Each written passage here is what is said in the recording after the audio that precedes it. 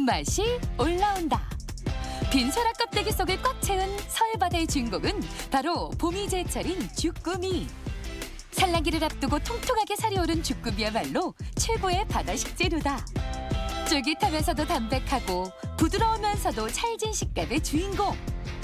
건강밥상 오늘은 바다가 주는 선물 주꾸미와 함께한다. 주꾸미의 효능은 동의보감에도 언급되어 있는데요. 주꾸미는 특히 간의 해독 기능을 강화시켜주며 기혈을 조절해 몸을 보호하는데 특히 하체의 힘을 증진시켜주는 보양작용이 있다고 합니다.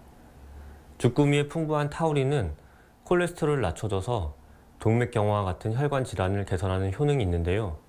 특히 간에 쌓여있는 콜레스테롤을 바로 담즙산 형태로 만들어 배출시켜주기 때문에 간의 부담을 덜어주고 간 질환을 예방할 수 있습니다. 봄철 알이 꽉 찬 주꾸미는 다른 계절보다 감칠맛이 풍부하다. 타우린이 풍부해 천연 피로회복제로도 불린다. 주꾸미로 만들어볼 오늘 첫 번째 요리. 고소한 치즈에 칼칼한 양념의 주꾸미가 찰떡궁합을 선보인다. 주꾸미 매콤 그라탕. 이어서 만들어볼 요리는 한 끼 식사도 이보다 더 완벽할 수 없다.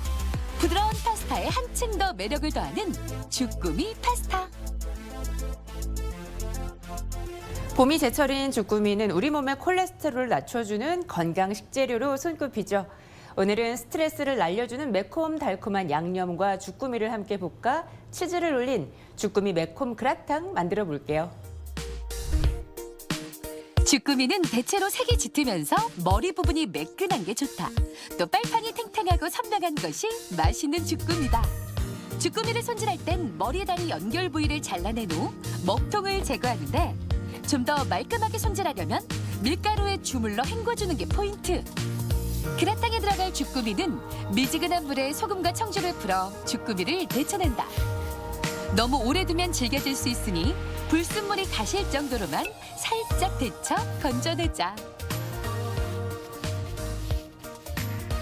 주꾸미를 데칠 때 이렇게 소금과 청주를 함께 넣어서 데치게 되면 주꾸미의 잡내도 없애고 더욱더 탱글탱글하게 데칠 수 있습니다. 부드러운 그라탕에 아삭한 식감을 더해줄 콩나물은 신의 한 수. 끓는 물에 데쳐낸 후 식감이 살아나도록 한 김 식혀주고 냉장고 속 채소들은 총집합. 양파는 채 썰고 대파와 깻잎도 송송 썰어 준비해 놓는다. 이제 양념장을 만들 차례. 매콤한 맛을 더해줄 고춧가루와 고추장, 간장과 맛술, 다진 마늘 등을 넣은 후 참기름과 깨소금을 넣어 골고루 섞어준다. 여기에 야들야들하게 익혀낸 주꾸미를 잘 버무려준다. 주꾸미 그라탕에 넣는 채소들은 취향껏 선택하실 수 있는데요. 특히나 콩나물은 주꾸미 양념의 매운맛을 잡아줄 수 있으니까 꼭 넣어보세요. 기름을 충분히 두른 팬에 양파, 대파를 넣어 볶아준다. 알싸한 양은 후추로 잡아주자. 이제 양념한 주꾸미를 넣어 맛이 배도록 충분히 볶아주는데 주꾸미가 어느 정도 익었다 싶으면 향신채소 깻잎도 곁들여 다시 한번 볶아준다. 이어서 그라탕팬에 기름을 두른 후 콩나물을 넉넉히 깔고 볶아두었던 재료와 치즈를 올려 뚜껑을 덮어 익혀주면 그라탕 완성. 이 주꾸미 그라탕은 밥과 함께 먹어도 맛있고 빵을 곁들여도 훌륭하니까요. 취향껏 선택해서 다양하게 즐겨보세요. 치즈잎을 살포시 덮은 매콤한 매력의 주꾸미 그라탕. 김가루와 통깨까지 솔솔 뿌려주면 간단하게 완성. 주꾸미 양념의 매운맛을 치즈로 한 번, 콩나물로 또 한 번 감싸주는 기분 좋은 매콤함. 봄맛에 빠져든다. 쫄깃한 식감이 매력적인 주꾸미는 저칼로리면서 필수 아미노산 또 타우린이 풍부해서 누구에게나 사랑받는 식재료죠. 오늘은 주꾸미 본연의 맛을 그대로 느낄 수 있는 주꾸미 파스타 만들어 볼게요. 주꾸미는 내장을 제거한 뒤 목통을 손질해 끓는 물에 데쳐 보관한다. 산소가 통하지 않게 보관하는 게 꿀팁. 주꾸미를 손질할 땐 물에 천일염을 풀어 바락바락 손으로 문질러가며 점액질을 제거한다. 빨판과 주꾸미 껍질엔 이물질과 진액이 많아 특유의 비린내가 있으니 밀가루와 천일염을 사용하는 게 포인트. 잘 손질한 주꾸미는 먹기 좋은 크기로 잘라준다.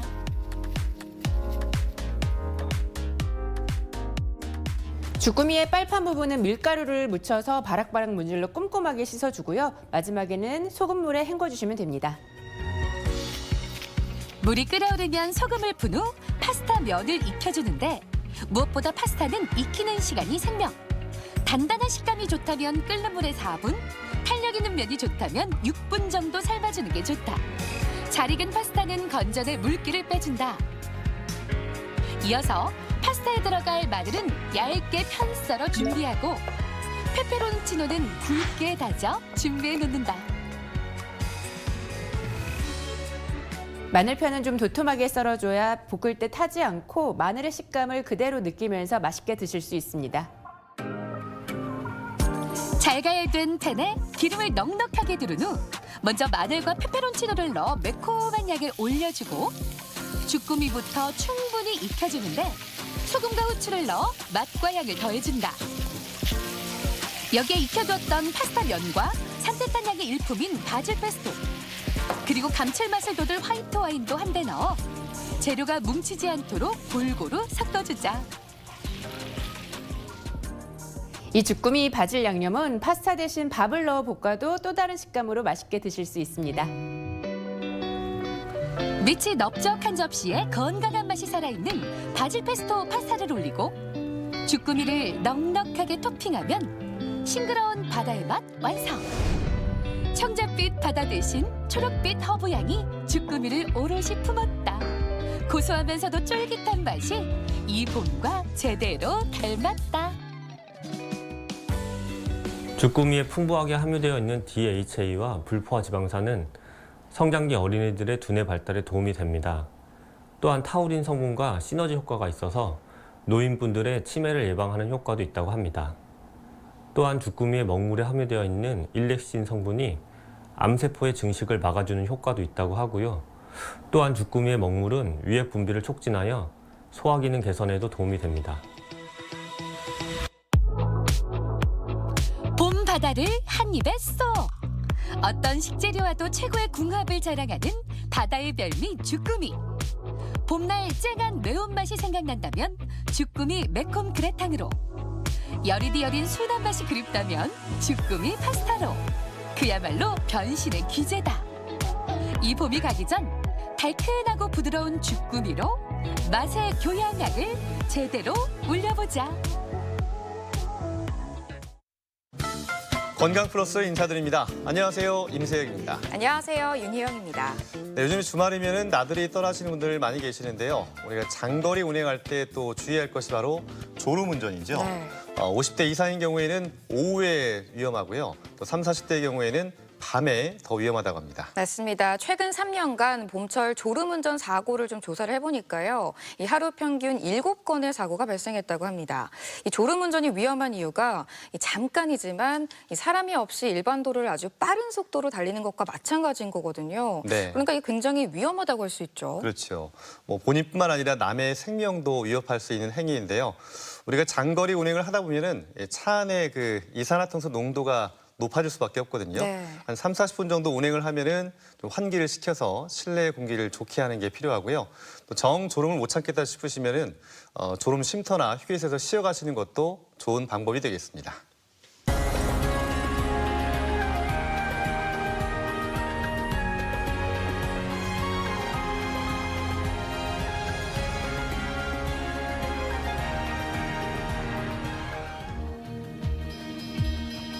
평생 동안 쉼 없이 박동하는 심장. 심장에서 시작해 온몸으로 혈액을 공급하는 우리 몸 가장 큰 동맥이 바로 대동맥이다. 주름이 엄지손가락만한 굵기로 온몸 순환에 있어 없어서는 안 되는 혈관인데 즉시 치료하지 않으면 사망 위험률이 높은 질환이 바로 대동맥 질환이다. 대동맥은 심장에서 뽑은 피를 전신으로 보내주는 큰 파이프하고 똑같은 것들이죠. 그래서 심장에서 나온 동맥피를 머리, 그다음에 상지, 하지, 우리 모든 기관에 보내주는 큰 파이프인데요. 거기 생길 수 있는 질환으로는 대동맥 판막 협착증, 그다음에 대동맥이 커지는 대동맥류, 그리고 대동맥이 찢어지는 대동맥 박리증이 대표적인 질환이라고 볼 수 있겠습니다. 대동맥 질환은 대부분 퇴행성 노화 과정에 의해 일어나지만 다양한 생활 습관의 변화로 중장년층도 방심할 수 없다. 특히 갑자기 파열되는 것이 특징으로 결국 생명까지 앗아가는 위험한 질환인데 오늘 TV 주치에서는 우리 몸속 생명의 관, 대동맥 질환에 대해 자세히 알아본다. 네, 나이가 들면 혈관의 탄력성이 떨어지게 되죠. 이것이 이제 돌연사의 위험이 높아질 수밖에 없는데요. 네. 자, 이런 급사의 가장 큰 원인으로 꼽히는 게 바로 관상동맥과 대동맥의 질환이라고 합니다. 네, 이 대동맥 질환의 경우 동맥경화증이 가장 큰 원인이라고 하는데요. 이 초기에는 또 증상이 없어서 침묵의 살인자라고 불린다고 합니다. 그래서 이번 시간에는 대동맥 질환에 대해 자세히 살펴보도록 하겠습니다. 네, 도움 말씀 위해서 가톨릭대학교 대전성모병원의 심장내과의 박만원 교수 나오셨습니다. 교수님 안녕하세요. 안녕하세요. 네, 우리가 흔히 그 중요한 부분을 강조할 때 예를 들면 국가의 대동맥이다 이런 표현을 쓰게 되는데요. 네. 그만큼 우리 몸에서 대동맥이라고 하면은 중요한 부분을 얘기할 것 같아요. 자, 먼저 대동맥이 무엇인지부터 좀 짚어주십시오. 예, 대동맥은 이제 심장과 붙어 있는 큰 동맥이죠. 그래서 우리 몸에서 제일 큰 동맥인데 심장에서 뿜어내는 혈액을 우리 몸 구석구석 보내주는 큰 파이프 역할을 합니다. 보통 정상 크기는 3cm 내외인데요. 구성이 내막, 중막, 외막으로 구성이 되어 있기 때문에 거기에 다 병이 생길 수가 있습니다. 동맥경화랄지 외상 등 그런 것들 때문에 병이 발생할 수 있고 횡격막을 기준으로 해서 위쪽은 흉부대동맥, 아래쪽은 복부대동맥으로 보통 통칭을 하게 됩니다. 네. 이렇게 몸 전체로 혈액을 보내는 이 파이프 역할을 한다고 하셨는데 이 대동맥에 이상이 생기게 되면 또 그에 따른 질환들이 발생을 하겠죠. 이 대동맥에 발생할 수 있는 질환에는 어떤 것들이 있을지 한번 살펴볼까요? 네, 여러 가지가 있을 수 있는데요. 간단하게 중요한 몇 가지 질환만 설명을 드리겠습니다. 일단 간단하게 대동맥의 구조를 보시게 되면 입구 부분, 시작 부분이 대동맥 판막입니다. 그리고 대동맥이 올라가는 부위가 상형 대동맥이고요. 그다음에 내려오는 부위가 하형 대동맥, 그다음에 복부 쪽이 복부 대동맥입니다. 이 모든 곳에 병이 다 다양하게 생길 수가 있는데요. 먼저 판막이 좁아지게 되는 것이 바로 대동맥 판막 협착입니다. 출구가 좁아지는 거죠. 그다음에 대동맥이 커지는 것, 대동맥류라고 합니다. 그다음에 대동맥 벽이 찢어지는 것, 대동맥 박리라고 합니다. 이 세 가지가 중요한 대동맥 질환이라고 볼 수 있겠습니다. 네, 이 중요한 세 가지 대동맥 질환까지 짚어주셨는데요. 아까 이제 고령의 분들이 좀 조심해야 할 것이 대동맥 판막, 협착 이렇게 알고 있습니다. 그렇다면 이제 판막은 어떤 역할을 하는 곳인지 좀 설명해 주십시오. 네, 아주 중요한 질문이세요. 많이들 묻는 질문인데요. 먼저 실제 심장의 심장 초음파 영상인데요. 여기 보시면 야들야들하게 마치 문처럼 열리고 닫히는 구조물을 보시게 됩니다. 이게 바로 이제 판막입니다. 네. 마치 심장의 여닫이 문이라고 보시면 되는데요. 하는 역할은 심장 박동에 따라서 열리고 닫히면서 피를 일정한 방향으로 흐르게 하는 것이죠.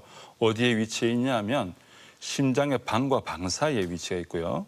그다음에 심장과 큰 혈관들이 맞붙는 자리, 즉 심장의 출구 쪽에 이 판막들이 위치하게 됩니다. 네. 네. 이렇게 여닫이문 역할을 하는 판막이 좁아진 상태를 대동맥 판막 협착증이라고 하는데요. 이게 이름만 들었을 때는 사실 이해가 쉽진 않을 것 같거든요. 좀 이 부분에 대해서 자세히 설명을 덧붙여 주실까요? 네, 그럼 대동맥 판막 협착증에 대해서 좀 더 구체적으로 설명을 드리도록 하겠습니다. 아까 말씀드렸다시피 이 대동맥 판막은 심장의 출구 쪽에 위치하는 판막입니다. 정상의 판막은 입술이 3개로 이루어져 있고요. 굉장히 얇고 그래서 잘 활짝 열리죠. 그런데 나이가 들고 그 판막에 석회가 쌓이게 되면 이게 딱딱하게 변합니다. 실제 환자의 사진을 보시게 되면 지금 울퉁불퉁한 것들을 보실 수가 있죠. 이게 판막 주변에 석회가 낀 것을 알 수 있고요. 또 판막의 입술이 굉장히 두꺼워져서 실제 그 공간이 좁아진 것을 알 수 있습니다. 그래서 피를 내보낼 때 충분히 열리지 않게 돼서 심장이 부담을 받게 되죠. 이런 것들 때문에 생기는 질환들로 인해서 판막 협착증이 많이 힘들 수가 있습니다. 네. 그럼 이 대동맥 판막이 협착이 된 상태와 또 정상 판막일 때의 그 차이점을 좀 자료를 통해 좀 비교할 수 있다면 어떤 게 있을까요? 여기 있는 이쪽이 지금 정상 판막입니다. 보시는 것처럼 여기가 대동맥 판막인데요. 예. 네. 얇고 잘 열립니다. 그리고 이걸 좀 확대해 보면 3개의 입술이 명확하게 보이고 열리는 공간이 큰 것을 알 수가 있죠. 네. 이에 반해서 대동맥 판막 협착증 환자의 경우에는 굉장히 두꺼워져 있습니다. 그리고 움직임이 굉장히 제한되어져 있죠. 잘 열리지가 않죠. 확대해 보면 그 열리는 그 공간도 굉장히 좁아서 굉장히 공간이 작구나라는 것을 한눈에 다 보실 수가 있습니다. 네. 네. 이렇게 판막에 이상이 생기면 증상이 나타나야 할 텐데 이 초기에는 증상이 거의 없어서 또 침묵의 살인자다 이렇게도 불리잖아요. 그럼에도 불구하고 좀 나타날 수 있는 증상이 있다면 좀 어떤 것들이 있을까요? 네, 그 대동맥 판막 협착의 증상을 아시는 게 굉장히 중요한데요. 일단 심장에 출구가 막혀 있는 거니까 일단 심장에서 뿜어내는 혈류가 전신으로 나가는 게 양이 감소가 됩니다. 그러면 저혈압이 발생할 수가 있죠. 심장이 하루 10만 번을 뛰는데 뛸 때마다 큰 저항을 이기고 뛰어야 되기 때문에 심장 측면에서는 큰 부하를 이기고 뛰어야 되는 거죠. 그럼 시간이 지나면 심장 근육이 약화되고 심장 기능이 저하가 됩니다. 그러면 시간이 지나면 이제 증상이 나타나기 시작합니다. 대표적인 증상이 흉통, 가슴이 아프죠. 그다음에 숨이 찹니다. 심부전이 오는 거죠. 머리로 가는 혈류가 줄어들게 되면 어지럽고 심하면 실신까지 하게 되죠. 그래서 심부전이 심하게 되면 조금만 걸어도 숨이 차고 폐에 물이 차게 되고 그다음에 누워도 숨이 차고 다리가 붓고 이런 증상들이 심하게 되면 일상생활 자체가 아주 힘들어지게 됩니다. 네. 대동맥 판막 협착증이 이게 증상이 나타나도 내가 나이가 들어서 그런 건가? 이렇게 좀 생각을 할 수가 있어서 네. 좀 늦게 발견될 수도 있을 것 같아요. 위험성이 어느 정도나 될까요?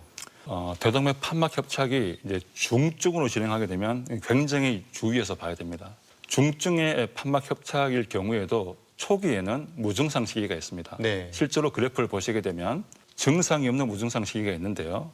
시간이 지난 다음에 증상이 생기기 시작하면 그 증상이라는 것은 바로 흉통, 그다음에 실신, 심부전 이게 3대 증상입니다. 네. 이 증상이 생긴 중증의 대동맥 판막 협착은 급속도로 사망률이 증가합니다. 네. 어느 정도로 심하냐?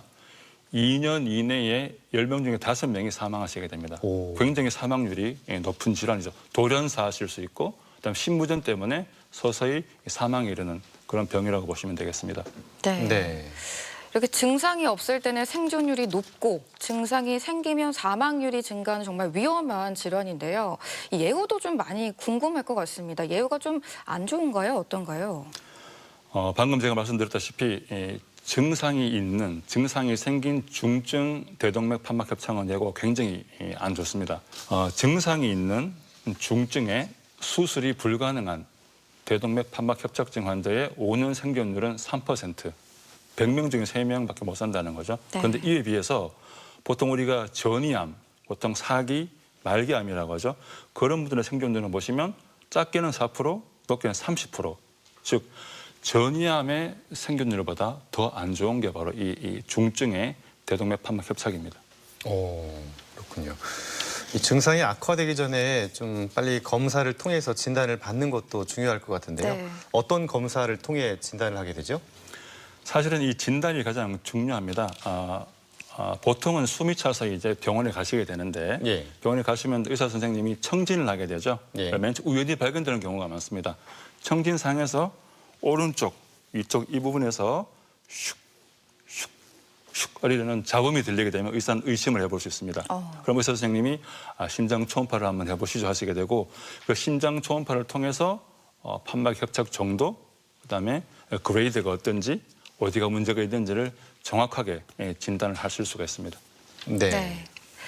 대전 MBC 건강 플러스 오늘은 대동맥 질환에 대해 살펴보고 있는데요. 이번에는 병원에 직접 찾아가 환자들을 만나보고 진단 방법과 치료법에 대해 살펴보겠습니다. 화면으로 만나보시죠.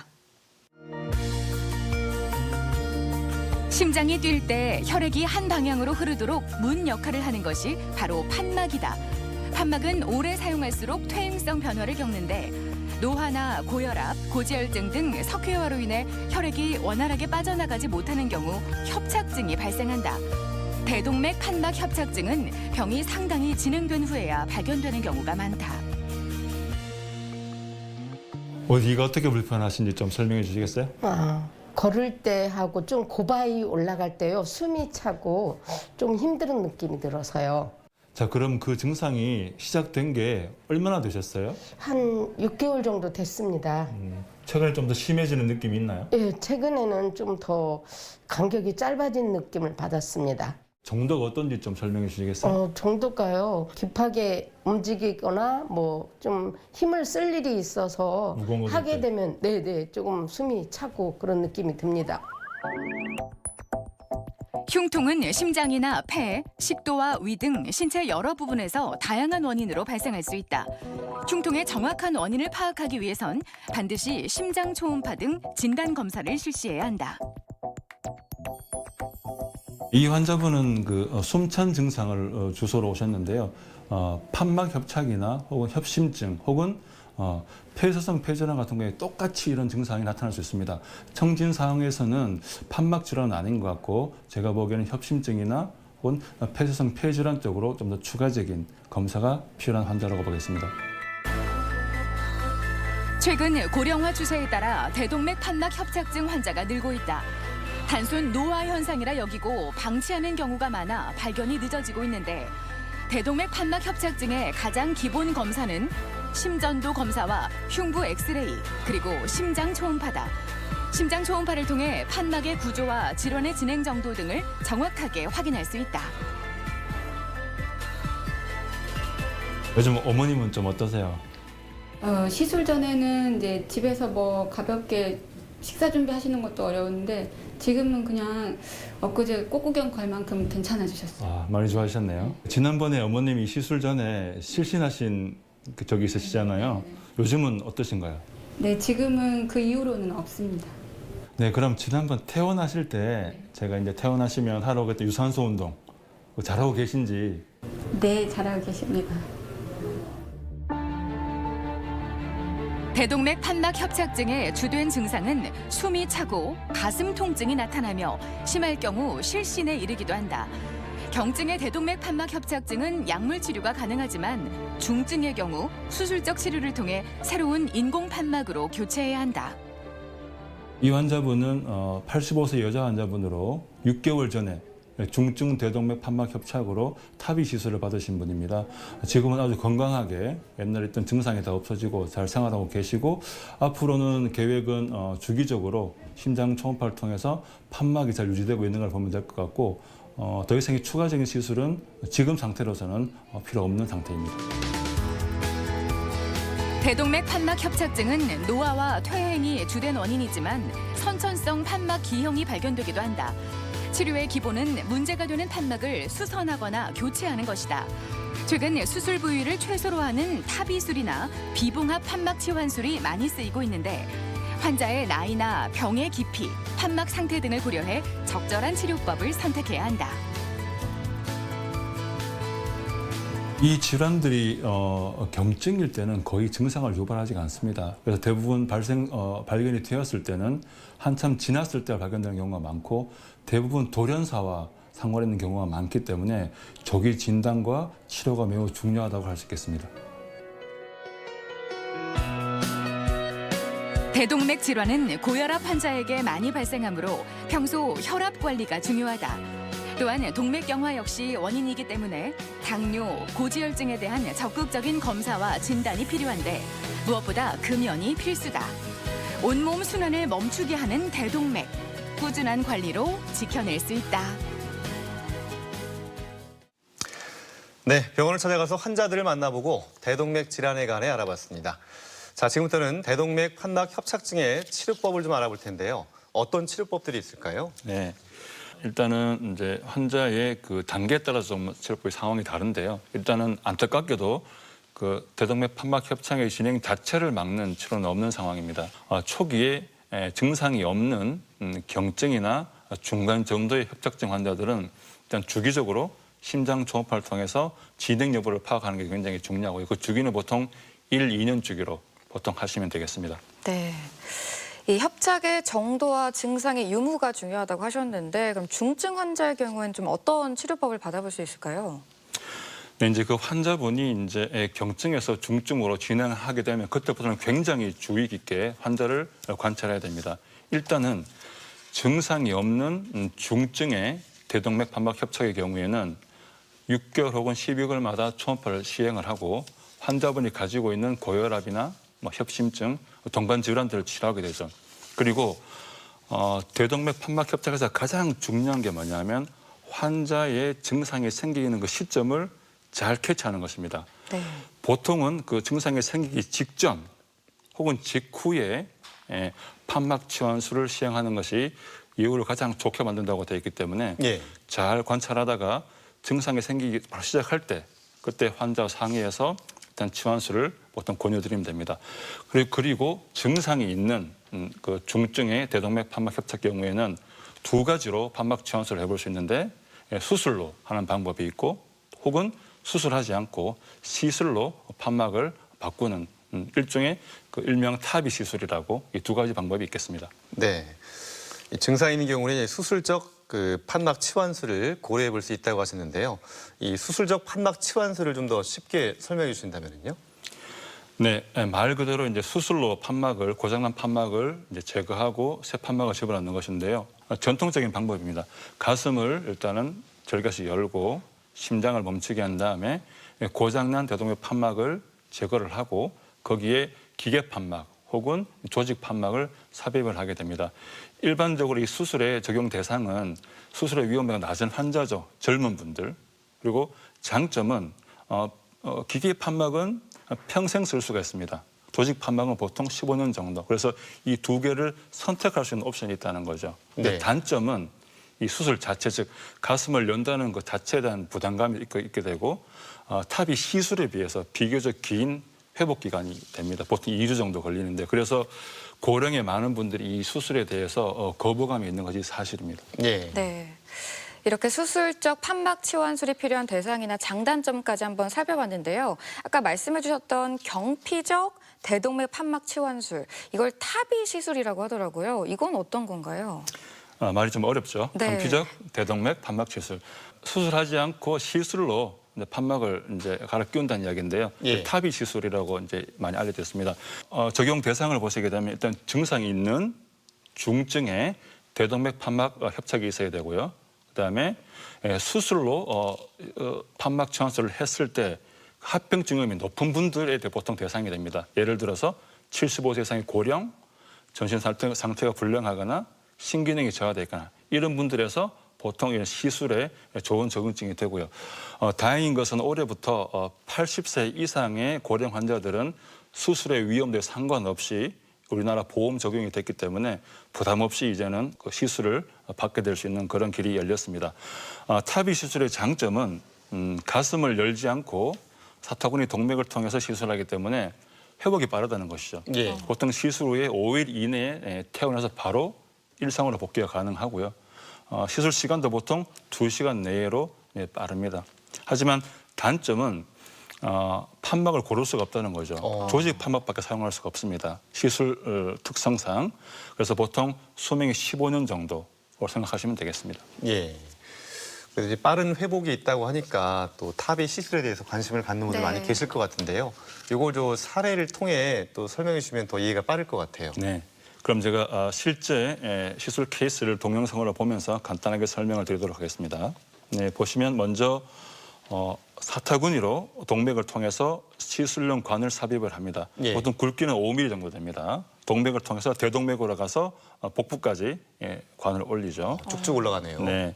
그다음에 두 번째로 이것이 바로 탑이 인공 판막입니다. 네. 시술용 풍선에 말려 있습니다. 네. 딱 말려 있고 그거를 쭉 올려서 지금 보시면 요 점선 부분이 실제 고장난 판막 환자의 판막이고요. 예. 위치를 잡은 다음에 밖에서 풍선으로 벌려주게 되면 인공 판막이 위치를 잡게 되는 거죠. 네. 그리고 다 펼쳐지게 되면 풍선은 빼버리고 마지막에 이런 식으로 판막이 남는 거죠. 그리고 사타구니 동맥은 지혈 기구를 써서 지혈해버리면 시술은 끝나게 되는 겁니다. 네. 이 풍선 확장형이라고 하셨는데 그러면 뭐 타비 시술에 쓰일 수 있는 이 판막의 종류가 다른 것도 있을 것 같아요. 다른 것들도 있나요? 네, 뭐 판막의 뭐 재질이 다르다기보다는 그 시술 방법에 따른 어떤 판막의 종류입니다. 판막의 재질은 소나 어떤 돼지의 심장 조직을 이용하는데 조직 판막입니다. 근데 하나는 방금 보신 것처럼 풍선으로 넓히는 거고요. 두 번째는 그 자가 팽창형이라고 해서 길게 말려 있습니다. 그걸 이제 위치시킨 다음에 밖에서 서서히 풀면 조금 펼쳐지는 그 두 가지 타입의 시술 판막이 있습니다. 네. 네. 자, 이 대동맥 질환 가운데 이제 중증 사망률이 높은 대동맥 판막 협착증에 관해 알아봤고요. 자, 이번에는 이제 대동맥류에 관해 알아볼 텐데요. 우리가 그 뇌혈관 질환 중에서도 이제 뇌동맥류 하면은 네. 상당히 좀 위험한 걸로 알고 있는데 대동맥류도 주요 돌연사 중에 하나라고 들었습니다. 어떻습니까? 맞습니다. 아주 정확한 예를 들어주셨는데요. 여기서 류라고 하는 것은 바로 꽈리입니다. 그래서 일반적으로 정상의 대동맥 크기는 3cm 내외인데요. 류라고 하면 이 대동맥 벽이 풍선처럼 점점 커지는 거죠. 영상을 보시게 되면 이런 식으로 우리 몸의 모든 대동맥, 모든 부위에 다 생길 수가 있습니다. 네. 그럼 결국에는 점점 커지게 되면 이제 터지게 되죠. 그래서 돌연사에 이르는, 그래서 위험한, 그래서 바로 대동맥류라고 볼 수 있겠습니다. 네. 네. 이렇게 대동맥류를 일으키는 원인, 저희가 처음에 오프닝에서도 이야기했지만 동맥경화증도 있었고요. 또 고혈압도 있는 것도 알고 있는데요. 그 외에도 좀 발생할 수 있는 주요 위험 인자 같은 게 따로 있을까요? 네, 위험 인자를 아는 게 굉장히 중요하죠. 그래야 예방을 할 수 있으니까요. 대표적인 위험 인자는 동맥경화입니다. 동맥경화를 발생시키는 것들이 고혈압, 고지혈, 담배 것들이 알려져 있죠. 네. 그다음에 당뇨, 그다음에 또 유전적으로 이 동맥벽들을 약화시키는 병을 가진 분들이 있습니다. 그런 분들은 이제 벽이 커지는 거죠. 실제 CT 보시면 이렇게 꽈리처럼 커져 있는 걸 아실 수가 있죠. 네. 증상이 근데 대부분 없습니다. 왜 일찍 커질 때까지 무증상이죠. 네. 그래서 많은 경우에 건강 검진에서 발견되는 경우가 많습니다. 근데 종종 복부 대동맥 경우에는 환자분이 이렇게 누워 있을 때 이렇게 배에서 박동을 느껴지는 덩어리가 있다고 오시는 분들이 있습니다. 네. 그런 분들은 CT를 찍어보면 발견되는 경우가 왕왕 있죠. 치료는 이제 크기가 굉장히 중요합니다. 예. 무증상이면서 크기가 작은 경우, 보통 5cm 미만인 경우에는 약물 치료하면서 주기적으로 CT나 초음파로 사이즈 변화를 보면 되고요. 크기가 큰, 즉 5cm 이상인 경우에는 파열의 위험이 확 커지기 때문에 외과적인 혹은 시술로 스텐트 삽입술을 시행해서 치료를 하시면 되겠습니다. 네. 자, 대동맥류는 이제 크기가 중요하다는 말씀하셨는데, 자, 이 부분을 좀 더 자세하게 좀 짚어보고 넘어갈까요? 이제 사이즈가 되게 중요합니다. 사이즈가 작으면 굉장히 안전한 편이고요. 일정 부분 커지게 되면 파열 위험이 커지는데요. 복부 대동맥류의 경우에는 4cm 미만인 경우에는 5년이 지나도 파열 위험이 거의 없습니다. 네. 하지만 5cm를 넘어가게 되면 5년의 파열 위험이 15에서 75%, 그럼 급증을 하죠. 그다음에 7cm가 직경이 넘어가게 되면 거의 5년 뒤에는 100% 파열이 되기 때문에 조기에 진단하고 치료하는 것이 굉장히 중요하다고 볼 수 있겠습니다. 네. 이게 크기가 큰 경우에는 수술이나 아까 스텐트 삽입을 한다고 하셨는데요. 이게 어떤 차이가 좀 있을까요? 네, 치료에 대해서 좀 설명을 드리도록 하겠습니다. 일단 위치와 크기가 중요한데요. 먼저 영상을 보시게 되면 상행 대동맥류, 즉 심장에서 올라가는 위치에 있는 상행 대동맥류의 경우에는 거의 대부분 수술적 방법을 통해서 인조혈관으로 여기를 잘라내고 인조관을 붙이게 됩니다. 네. 이에 반해서 하행 대동맥류나 복부 대동맥류는 환자의 케이스에 따라서 수술을 할 수도 있고 혹은 수술하지 않고 시술로 스텐트 삽입술을 할 수도 있습니다. 실제 케이스를 제가 한번 보여드리겠습니다. 이 환자는 이제 복부 대동맥류를 스텐트 삽입술로 치료한 케이스인데요. 먼저 시술 전에 영상을 보시면 대동맥이 보시는 것처럼 동그랗게 매끈해야 되는데 울퉁불퉁하고 커져 있는 것을 아실 수가 있죠. 네. 그다음에 이 종단면을 보시게 되면 옆으로 날개처럼 이렇게 볼록볼록 튀어나온 것을 알 수 있습니다. 그래서 스텐트 삽입술을 시행했고 3개월 뒤에 찍은 CT에서는 보시는 것처럼 완전히 이전처럼 동그랗게 원상 회복된 것을 알 수가 있습니다. 네. 우리가 이제 대동맥이 발생할 수 있는 이제 3대 질환 하면은 대동맥 판막 협착증과 대동맥류 또 한 가지 더 있었잖아요. 네. 바로 이제 대동맥 박리인데요. 자, 이것도 좀 설명해 주십시오. 네, 이제 그 다음으로 우리가 이제 또 주의 깊게 좀 알아야 될 것이 대동맥 박리입니다. 쉽게 말해서 대동맥 혈관벽이 내부에서 찢어지는 거죠. 그래서 네. 점점 벌어지는 것입니다. 실제 사진을 한번 보시면 여기 CT가 있는데요. 위에서부터 아래쪽까지 쭉 찢어져서 이 라인이 보시는 걸 알 수가 있습니다. CT를 보시게 되면 원래 하나여야 되는 내부가 두 개로 갈라져 있는 것을 아실 수가 있죠. 예. 굉장히 응급 상황일 수가 있습니다. 대동맥을 침범하는 가장 치명적인 병 중에 하나고요. 대부분이 60에서 80세 남성에서 발생합니다.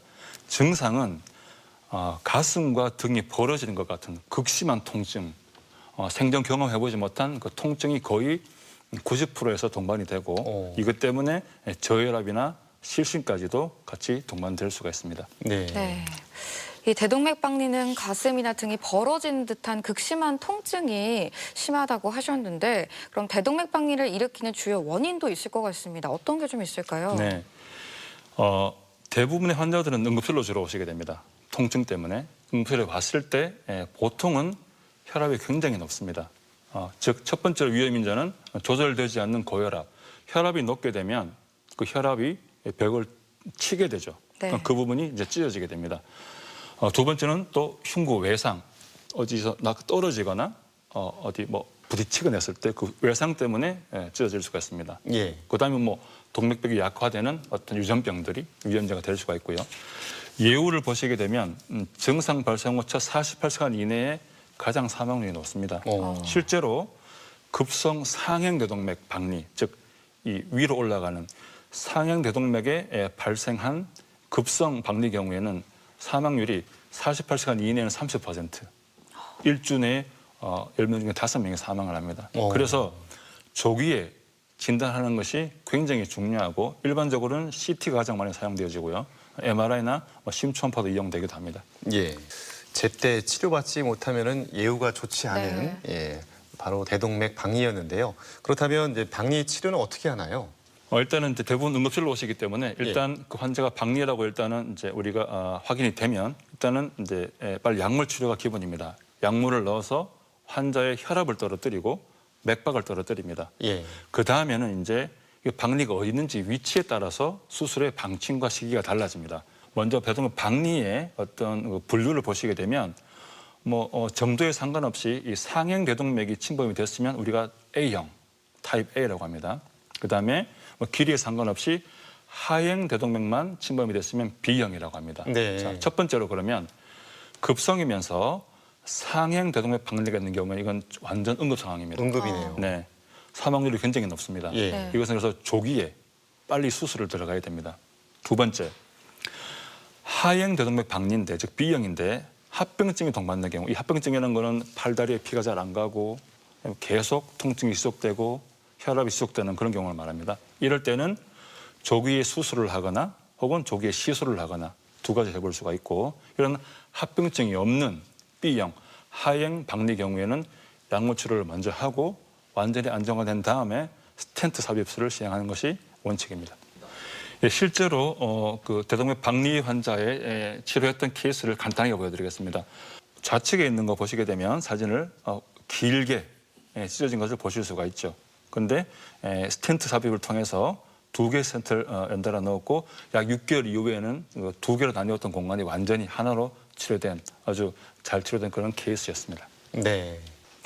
대전 MBC 건강 플러스 오늘은 대동맥 질환에 대해 살펴보고 있는데요. 이번에는 이와 관련된 오해와 진실을 OX로 풀어보겠습니다. 네, 아마 오늘 방송을 보신 분들은 금방 답이 나오실 네. 것 같은데요. 대동맥 판막 협착증에 쓰이는 판막은 영구적으로 사용할 수 있다. 이거는 O일까요, X일까요? 일단은 X인데요. 대동맥 판막 협착에 쓸 수 있는 두 가지 대표적인 판막은 기계 판막과 이제 조직 판막이 있습니다. 기계 판막은 탄소로 주로 만들어지는데요. 예. 오래 쓸 수 있는 평생 쓰는 반면에 또 단점이 있습니다. 약을 평생 먹어야 됩니다. 약을. 항혈전제를 평생 먹어야 됩니다. 예. 근데 조직 판막은 수명이 한 15년 정도로 짧은 대신에 한 6개월에서 1년 정도만 약을 먹고 끊어도 됩니다. 네. 그래서 나이 많이 드신 분들은 조직 판막을 하는 게 좋고요. 젊은 분들 같은 경우에는 기계 판막을 해서 평생 쓰는 것이 일반적인 원칙입니다. 다음으로 대동맥 판막 협착증은 젊은 층에서도 발생할 수 있다. O일까요, X일까요? O라고 볼 수 있는데 이 젊은 층이라는 게 완전 젊은 뭐 영에이지 20대, 30대는 사실은 불가능하고요. 이게 대부분은 80대에서 보통 증상이 발생하는데 60, 70대에 발생하는 분들이 있습니다. 어떤 경우냐면 태어나면서 대동맥 판막이 3개의 입술이 아니라 2개의 판막으로 태어나는 분들이 있습니다. 이천 판막이라고 하는데 이건 일종의 선천적인 어떤 기형이죠.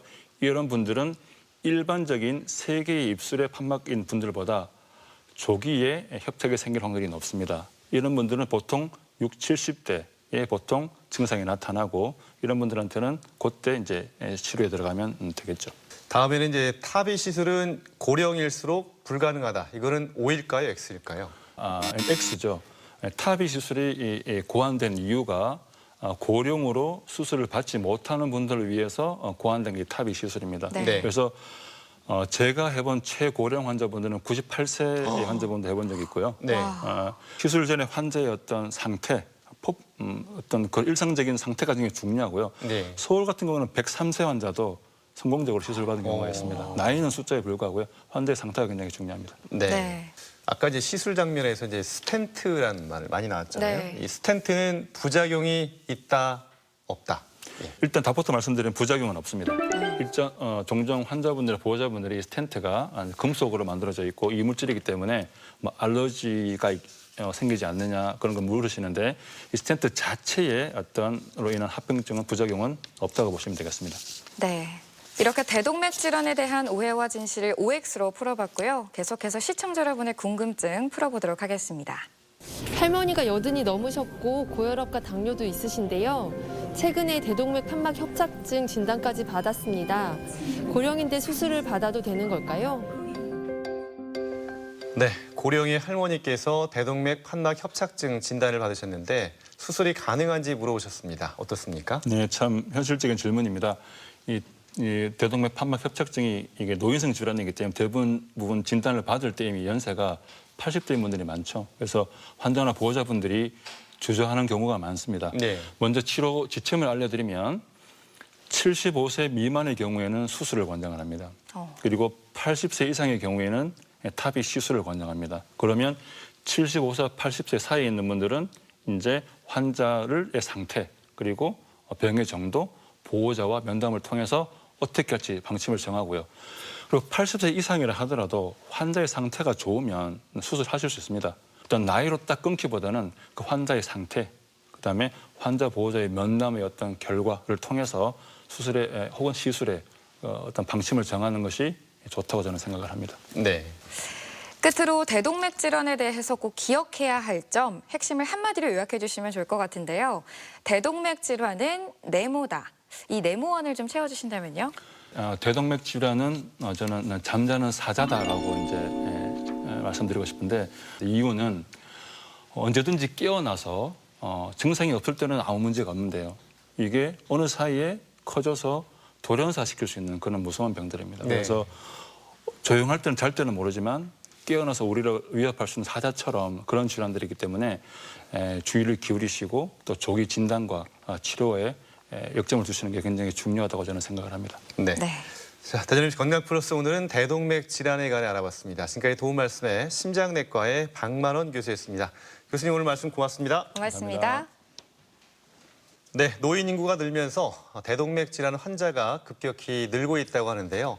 우리가 심장 초음파로 간단하게 진단할 수 있다고 하니까요. 꼭 한번 받아보셨으면 좋겠습니다. 네, 특히 대동맥 판막 협착증은 노화가 원인인 만큼 예방이 쉽지가 않습니다. 무엇보다도 건강한 생활 습관 유지하시고요. 정기적인 검사도 꼭 받아보시기 바랍니다. 네, 건강 플러스 저희가 준비한 내용은 여기까지입니다. 건강한 한 주 보내시고요. 저희는 다음 이 시간에 다시 인사드리겠습니다. 함께해 주신 여러분 고맙습니다. 고맙습니다.